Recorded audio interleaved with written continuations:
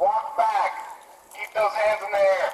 Albuquerque police are approaching Christopher Gutiérrez. Smith's employees told officers he shot at them after they asked him to leave the store. Now you're detained for aggravated assault. Do not move. This happening about 2 weeks after APD arrested him for armed robbery at a liquor store down the street.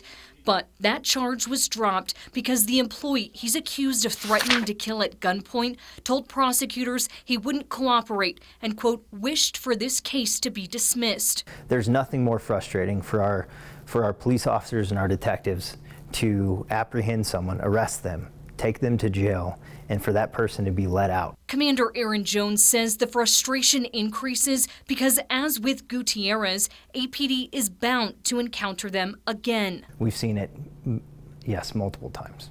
When he became the Investigative Services Division Commander in 2021, Jones says victims backing out was an obvious trend, specifically in shooting cases. He points to 3 reasons why. The victim is involved in criminal activity, fears retaliation, or doesn't trust the justice system. Whether it's law enforcement, whether it's the DA's office or the courts, it's just a perception. Still, Commander Jones says they try, even mailing a letter to the victim's home and having victim advocates reach out to encourage participation in the case and, in some instances, to make sure they're not out for revenge. Today's victim can be tomorrow's offender, and so we want to make sure that we're doing what we can to prevent that from happening. Commander Jones started tracking victim cooperation in 2022, specifically for non-fatal shootings that are not domestic violence related. Of the 302 cases, he found about a quarter of the victims chose not to cooperate.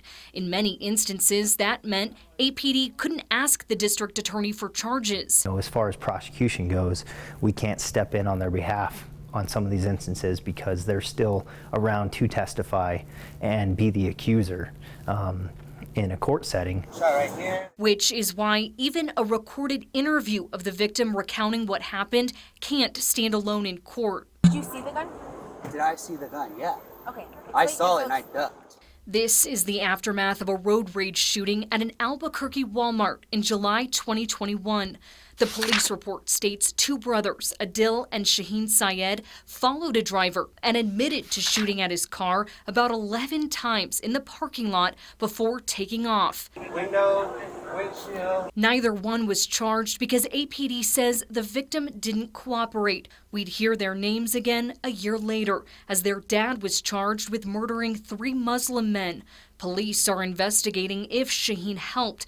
Meanwhile, the feds charged him for lying to obtain a gun. When someone is an offender of violent crime, if there's no meaningful intervention of that, whatever that looks like, it is extremely likely that they will be an offender in the future of violent crime. And just in the last few weeks, State of New Mexico versus Eric Ford. Eric Ford is charged with murdering a man at this gas station February 11th. Police say the victim intervened when Ford hit the clerk. Court records show he'd previously shot someone in 2019, but nearly a year into that case moving through the courts, the victim didn't want to participate anymore.